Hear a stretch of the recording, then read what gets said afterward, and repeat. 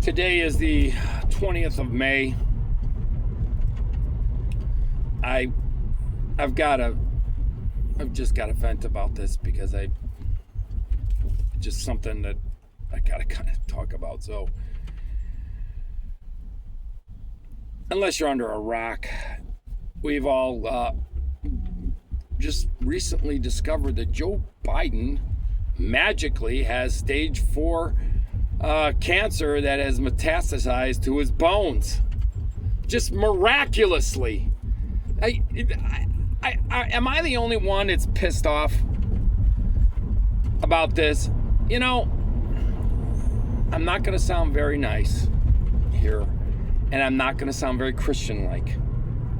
So, I'm warning you right now. And I'm going to say things that may not be theologically sound.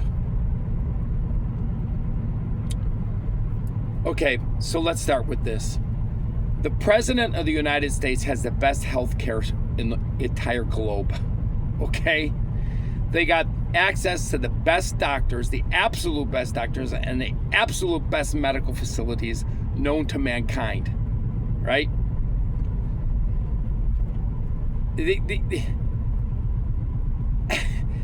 That guy's got a doctor at his fingertip for the slightest thing.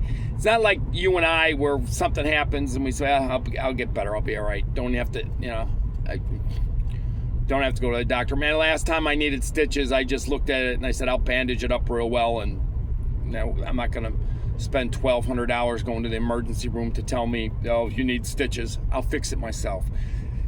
If you're the President of the United States, you're not doing that kind of stuff, right? You're not doing that kind of stuff where you're laying in bed trying to fight off a cold. They're getting medication that you and I don't even know exists, right? So all of a sudden, Joe Biden just has stage 4 cancer, and if you listen to how they talk, well, we're trying. His brother said a couple months ago, well, we want to spend as much time with him as we can now. What does that tell you? Or they recently said, well, we're weighing options. You know what happens when they say we're weighing options? You're determining what you're going to do for the short time you got left. Hospice, whatever. This guy has had cancer all this time. The doctors knew it. Right after the debate with him and Trump in June of 24, his doctor released a letter saying how perfect health he was in. Just incredible health. They lied. They lied about it. They lied about it. Did you really believe this guy was in good health? And then the media lied about everything. I don't know if this cancer has anything to do with his mental state, his what we all call dementia. It could be that he was being treated for this cancer and it was doing that to him, making him stumble on stage. And let me tell you something about bone cancer. I had a friend that had bone cancer, and he lived like 3 years longer than they said he was going to live, probably because he took his own health in his own hands at that particular time. He started going an organic route and a half, but other things, and he insisted that stress caused that cancer. He died at 55 years old. And bone cancer is extremely painful. It makes your bones like Swiss cheese. It turns your bones brittle. It's very painful. Go on Google what somebody's skeleton looks like with bone cancer. It's horrific. I wouldn't wish that on anybody, no matter how much I don't like them. I don't like to see anybody suffer. I don't like to see anything suffer. My whole thing is if something's got to die, make it quick, right? I don't like Joe Biden. I think he was as corrupt gets. He was a senator forever, and he made millions and millions and millions of dollars by being a senator.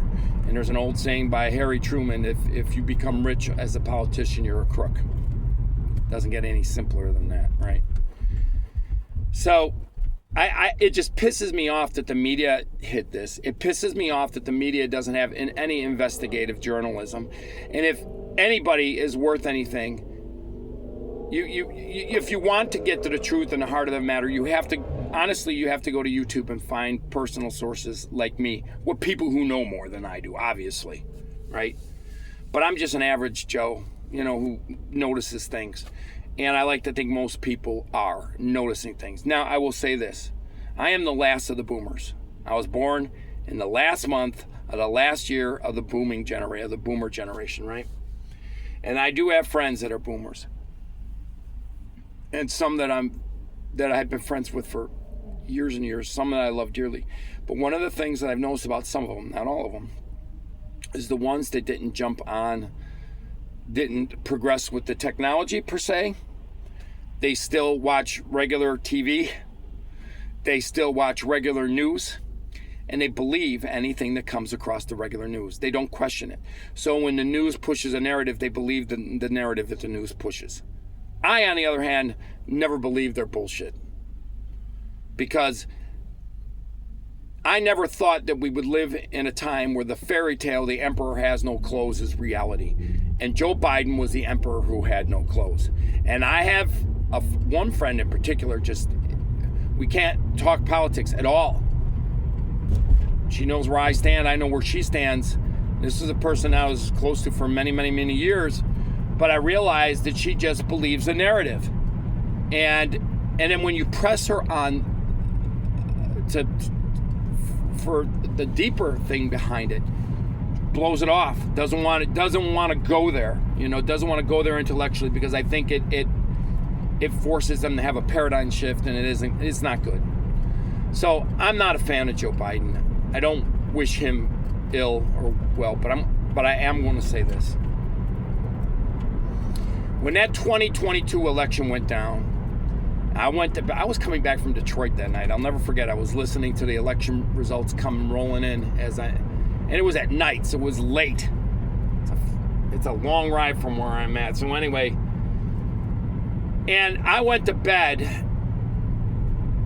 with the idea that Donald Trump won. He won Pennsylvania. He won the election. I wake up and it's Joe Biden. And then I'm looking at statistical analysis, and I'm sure you've all seen the chart where Trump is going up and up as the night goes on, and Joe Biden's going down, and all of a sudden in the middle of the night there's this spike where he goes straight up and across. Statistically, it doesn't even make any sense. I think any sensible person knows that there was some funny business that went on in some key cities. Now, there are cities in this country where the votes are rigged. I'm sorry. Detroit's one of them. Milwaukee is one of them. Chicago's one of them. They're run by Democrats for the past 70-something years. They are as corrupt as hell. And one of the things Barack Obama brought into Washington, D.C. was the politic machine that runs out of Chicago. He brought that nonsense there. That they learned Chicago politics from him. And it's as corrupt as shit. So that election was really disturbing to me, and I knew that there was going to be some bad stuff coming down the pike because of this. Now, apparently, we all know that Joe Biden wasn't signing anything. He wasn't coherent enough to do a damn thing, and there were people behind the scenes pulling the strings. And I made videos about this because, it wasn't hard to see.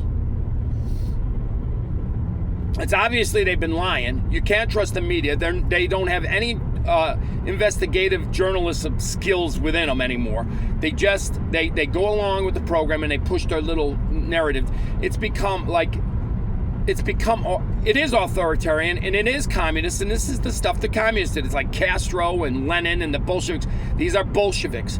The ones running down the streets, burning Tesla and down, they're Bolsheviks. Now, this is the point I'm getting to. I was in deep, fervent prayer for about a month after that election. When I mean I locked myself in a small room for hours, reading the Word of God, studying the Word of God, and praying fervently. And I don't pray like a lot, like most people think they should pray.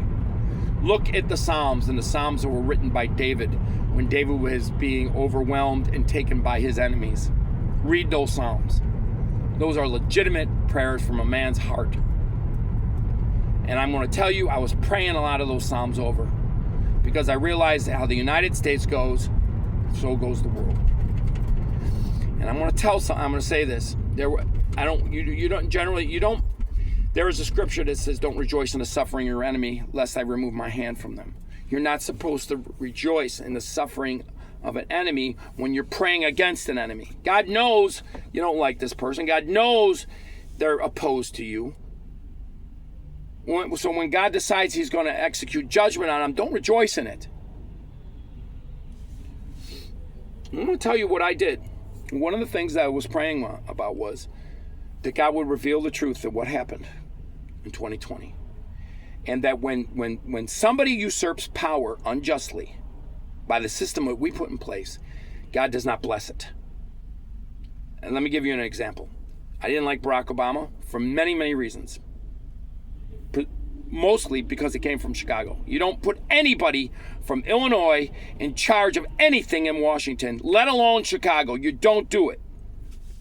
But they put him there.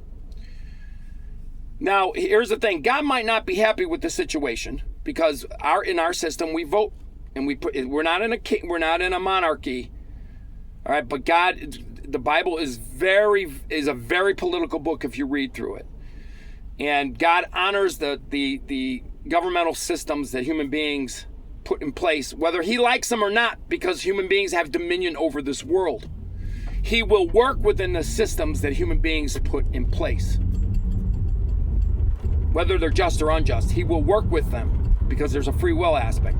But the way our government is set up, and we elect somebody, God will say, okay, this is not, I really don't think he might say that, and I'm going out on a limb here and said, okay, this isn't my particular choice, but the way you met the system up, this is the guy you put in, I'll work with him, and I will try to bless the system bless the people through him, right? If you usurp that, and you take that away, like say somebody cheats on the election, installs somebody in power under false pretenses, under deceptive purposes, where you circumvent the system the way it's supposed to work, it won't be blessed. God will not bless it, and he's not going to work with it. And there are going to be huge, huge consequences when you do that. Are you reading between the lines here? And I was praying for a month that if the system was usurped,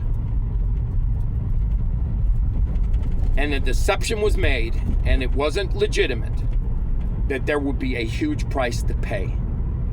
So here we are. Now, I might have made another video about this in the past. I think I did, because I was talking with a friend of mine several months ago, and we were talking about how these politicians are in power to the day they drop dead in office. Feinstein is a real good example like this. You got more money than God. Pelosi's an example of this. You got more money than God, and you're in your late 80s. You don't have a lot of time left, and you're playing around in politics still. Why aren't you on the beach in some place in the world with your grandchildren? You sure got enough money, because I'm going to tell you right now, if I had the money I sure the hell wouldn't be working. But no, they don't. They love the power, they love the prestige, and they stay in there to their dying breath, and they're in wheelchairs. But I want you to notice something. How many of them come down with cancer? Look at all of these senators, and look at all of these congressmen, and look at all of these people who rule over us. They got the best medical care in the world. How many of them die of cancer? Look at it. How many people do you know on a personal level that gets cancer? I've known a lot. 60 years old, I've known a lot. I have had childhood friends that have died from it in their 40s. I know a lot. But there's not a lot of politicians that drop dead of cancer, do they? Seriously, look at it. Look at Pelosi up there, still in power, 88 years old or 84, whatever the hell she is. Look at Schumer. Where's the cancer? Dianne Feinstein, in a wheelchair, can't even say yes or no to a vote, and her little lackeys are saying, just vote yay, do it. Oh yeah. She dies like 2 weeks later. In a wheelchair. Not retiring. They don't get cancer. No one, where's the reporters investigating this stuff? When was the last time? Did some of them get dementia? Ronald Reagan got dementia, but he was out of office already. Seriously, these people that stay in these powers that are pulling the strings, presidents come and go and they're limited, but not the people in Congress and not the people in the Senate. They're there for freaking ever, and none of them drop dead from cancer. It makes you wonder if they don't have a cure all this time, and then it makes you wonder why they didn't cure this guy, or maybe they couldn't cure this guy. Because he sure made a lot of money as a senator forever. There's no denying that, and we can sit here and debate that he made the money legitimately or illegitimately. We can debate this. But this guy who usurped the presidency in 2020, who might have already had it at this point, and they might have known it, and they still installed him. And here he is. I'm just saying. And I'm not saying God visits destruction on people, but read through the Old Testament and read what happened to various rulers when they decided they weren't going to be righteous or they weren't going to try to do the right thing. Just read through that. And we can make an argument where, God, it says God doesn't change. I changeth not. Just saying. I'm throwing it out there. So, food for thought. But if you honestly think that they didn't hide this from us, we should all be pissed off. Every single American, every single voting American in this country should be pissed off that they have been lying to us for 4 years. And then they hid it, and they worked with the media to hide it too. You can't trust these people. Find yourself various news sources on both ends of the spectrum, and then make your own decisions based on everything that you put together, because that is the right thing to do. Multiple sources from multiple places, and see in the end who was telling the truth. Because there were people telling the truth years ago about what was going on, and now it's coming to light. But it sure wasn't coming from the mainstream media. And now they have the nerve to sit there and say, Biden was cognitively declined and we didn't know about it. Yeah, you knew about it. You were there. You were on the planes. You were in the press conferences. You damn well saw it. You talked about it amongst yourselves, and nobody reported it to the public. You guys suck. Till next time.